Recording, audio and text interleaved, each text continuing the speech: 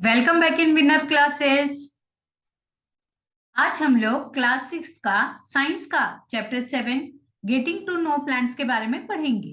लेकिन video start करने से पहले मैं आपको याद दिला दूं कि यदि आप इस चैनल पे नए हैं तो प्लीज चैनल को सब्सक्राइब करना ना भूलें और साथ ही साथ बेल आइकन जरूर दबाएं, जिससे आने वाले हर वीडियो की जानकारी आपको सबसे पहले मिल सके। तो चलिए वीडियो स्टार्ट करते हैं।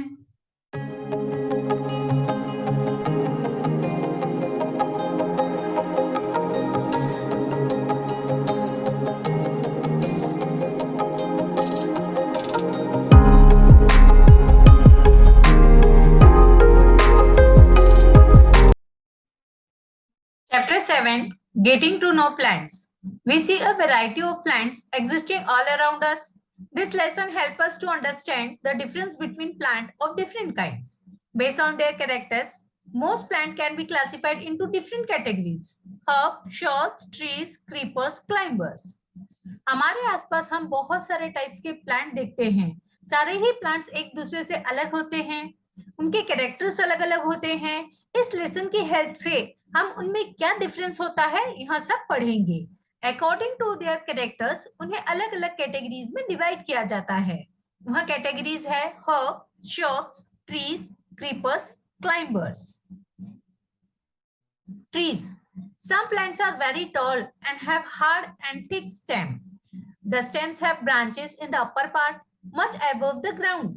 Such plants are called trees. Example: mango tree, neem tree. अब हमारे आसपास हम बहुत सारे प्लांट्स देखते हैं, उसमें से कुछ प्लांट्स बहुत टॉल होते हैं, मतलब बहुत लंबे होते हैं, बहुत बड़े होते हैं। उनके जो स्टेम होते हैं वो बहुत हार्ड होते हैं और थिक होते हैं। थिक होने का मतलब है बहुत मोटे होते हैं। उनके स्टेम्स में जो ब्रांचेस रहते हैं वह ऊपर के साइड में होते हैं, जो कि ग्राउंड लेवल से बहुत ऊपर होते हैं। ऐसे प्लांट्स को हम ट्रीज कहते हैं। Example: mango tree, Neem tree. Herbs, plant with green and tender stem, are called herbs. They are usually short and many branches. Example: wheat, tomato, mustard, etc. अब ऐसे प्लांट जिनके स्टेम ग्रीन होते हैं और tender मतलब नाजुक होते हैं, ऐसे प्लांट्स को हर्ब्स कहा जाता है। वो ज्यादातर छोटे होते हैं और उसमें बहुत सारे ब्रांचेस होते हैं। Example: wheat, tomato, mustard. Shrubs. Some plants develop branches near the base of stem. The stem is hard but not very thick. Such plants are called shrubs. Example: tulsi, rose, china rose, etc. अब कुछ plant होते हैं जिनके branches base से ही शुरू हो जाते हैं, जमीन के पास में से ही उनके ब्रांचेस जो है वो डेवलप होना शुरू हो जाते हैं। उनके स्टेम बहुत हार्ड होते हैं लेकिन थिक नहीं होते। ऐसे प्लांट को हम श्रब्स कहते हैं। इनके एग्जाम्पल्स हैं तुलसी, rose, China rose, etcetera. Creepers.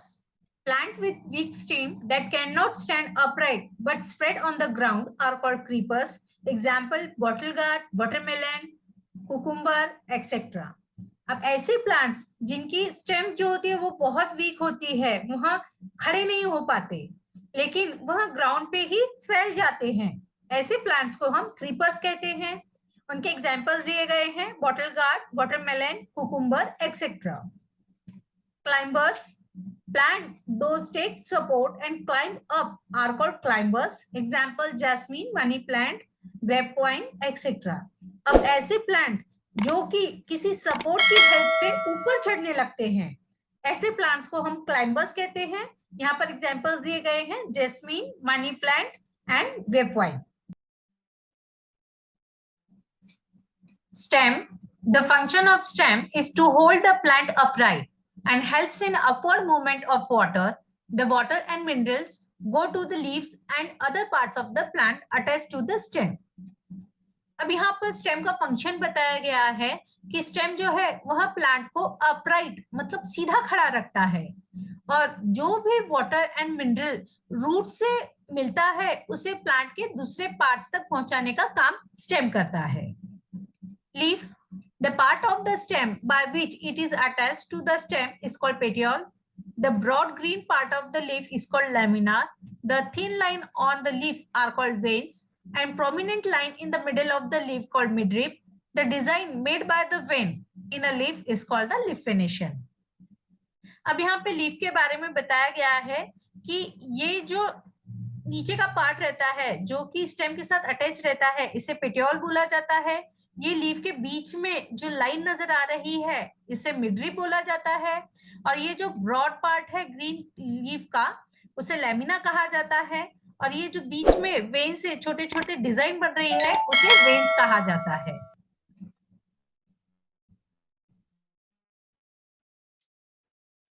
Reticulate venation, the net-like design made by the veins on the both side of midrib. The venation is reticulate venation. Leaves पे जब वेन मिडरिब के दोनों साइड में नेट लाइक डिजाइन बनाती है तो इस design को हम रेटिकुलेट वेनेशन कहते हैं।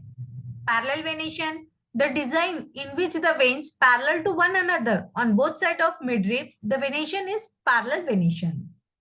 जब लिप्स पे वेन्स ऐसी डिजाइन बनाती है जिसमें मिडरिब के दोनों साइड में वेन्स एक दूसरे के पैरेलल होते हैं, इस वेनेशन को हम पैरेलल वेनेशन कहते हैं। Transpiration, water comes out of leaves in the form of vapor by a process called transpiration. Stem जो है वह रूट से वाटर और मिनरल लेके पूरे प्लांट को सप्लाई करता है। प्लांट उस वाटर का यूज करके अलग अलग प्रोसेस करता है, लेकिन प्लांट पूरा पानी यूज नहीं कर पाता। उसमें से कुछ अमाउंट ऑफ वाटर लीव्स में से वेपर बन के एयर में मिक्स हो जाते हैं। ऐसी प्रोसेस जिससे वाटर लीव्स में से वेपर बन के बाहर निकलते हैं और एयर में मिक्स हो जाते हैं, उस प्रोसेस को हम ट्रांसपिरेशन कहते हैं। Photosynthesis, leaves prepare their food in the presence of sunlight and chlorophyll with the use of carbon dioxide and water. This process is called photosynthesis. Leave जो है वह पूरे प्लांट के लिए फूड प्रिपेयर करते हैं। लीव्स सनलाइट और chlorophyll के प्रेजेंट में कार्बन डाइऑक्साइड एंड वाटर का यूज करके पूरे प्लांट के लिए फूड प्रोड्यूस करते हैं। वह प्रोसेस जिससे कि लीव्स पूरे प्लांट के लिए फूड प्रोड्यूस करते हैं, उस प्रोसेस को हम फोटोसिंथेसिस कहते हैं। Root, the root help in holding the plant firmly to the soil. They anchor the plant to the soil. Root absorb water and mineral from the soil and supply to the part of the plant with the help of stem. Example, carrot, radish, sweet potato, etc. There are two types of root, tap root and fibrous root. अब यहाँ पे root का function बताया गया है कि root जो है वह प्लांट को सॉइल के अंदर अच्छे से पकड़ के रखते हैं, उनको एंकर करके रखते हैं। रूट सॉइल में से वाटर और मिनरल एब्जॉर्ब करके स्टेम की हेल्प से पूरे प्लांट को वाटर एंड मिनरल सप्लाई करते हैं। यहाँ पे रूट की कुछ एग्जांपल्स दिए गए हैं, कैरेट, रेडिश, स्वीट पोटैटो। यहाँ पर रूट के टू टाइप्स होते हैं, tap root and fibrous root. Tap root, the root have main root is called taproot and the small hair like roots are called lateral root. अब यहाँ पे picture दी गई है रूट की। टैप रूट ऐसी root को कहते हैं जिसके अंदर एक मेन रूट होता है और बाकी के छोटे छोटे हेयर लाइक रूट होते हैं। जो हेयर लाइक रूट होते हैं उसे हम लेटरल रूट कहते हैं। Fibrous root, the root in which all root look similar are called fibrous root. अब ऐसे रूट जो कि हमें सारे एक जैसे नजर आते हैं, ऐसे रूट को हम फाइब्रस रूट कहते हैं। Flower, the part of the flower are sepal, petal, stamen and pistil. अब यहाँ पे फ्लावर के पार्ट्स बताए गए हैं। फ्लावर के अलग अलग पार्ट्स होते हैं जैसे कि sepal, petals, stamen and pistol. यहाँ पे फ्लावर की पिक्चर भी दी गई है जिसमें फ्लावर के अलग अलग पार्ट्स दिखाए गए हैं। अब उनके बारे में हम डिटेल में पढ़ेंगे। Petals, the prominent part of the open flower with bright color leaves are the petals. अब फ्लावर में जो कलर लीव्स होते हैं, अलग अलग फ्लावर में अलग अलग कलर की कलर लीव्स होते हैं, उन कलर लीव्स को हम पेटल्स कहते हैं। Sepals, the small green colored leaf shaped structure found on the outermost part of the flower called sepals. अब फ्लावर में नीचे में outermost part में हमें ग्रीन कलर का लीफ लाइक स्ट्रक्चर नजर आता है, उसे हम सेपल्स कहते हैं। पार्ट ऑफ स्टेमेन, अब यहाँ पे स्टेमेन की पिक्चर दी गई है। स्टेमेन के पार्ट्स बताए गए हैं। स्टेमेन्स में टू पार्ट होते हैं, एंथर ऊपर का जो पार्ट है उसे हम एंथर कहते हैं और नीचे का जो ट्यूब लाइक पार्ट है उसे हम फिलामेंट कहते हैं। Part of a pistil, the innermost part of the flower is called the pistil, small Beed like structure inside the ovary called ovules. अब यहाँ पे पिस्टल की पिक्चर दी गई है। पिस्टल जो है वह फ्लावर का इनरमोस्ट पार्ट होता है।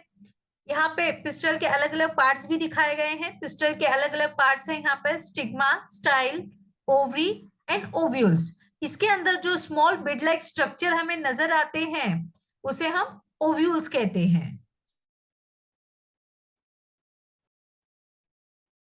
Keywords: climbers, conduct, creeper, fibrous root, herbs, lamina, lateral root, midrib, ovule, parallel venation, petal, petiole, photosynthesis, pistil, reticulate venation, sepal, shops, stamen, taproot, transpiration, trees, veins. Summary: plants are usually grouped into herbs, shrubs, and trees based on their high nature of stem and branches. The stem bears leaves, flowers, and fruits. Leaf usually has a petiole and lamina. The pattern of veins on the leaf is called venation. It can be reticulate or parallel. Leaves gives out water vapor through the process of transpiration. Green leaves make their food by the process of photosynthesis, using carbon dioxide and water in the presence of sunlight. Root absorb water and mineral from the soil. They also anchor the plant firmly in the soil. Roots are mainly of two types, taproot and fibrous root. Plants having leaves with reticulate venation have taproot, while plants having leaves with parallel venation have fibrous root. The stem conducts water from roots to the leaves and food from leaves to the other part of the plant. The part of a flower are sepal, petals, stamens and pistil. यहाँ पर यह video खत्म हुआ। Thank you from winner classes. अगर आपको मेरा video पसंद आया हो तो इसे लाइक, शेयर, सब्सक्राइब करना न भूले और कमेंट बॉक्स में लिखना न भूले कि आपको यह वीडियो कैसा लगा।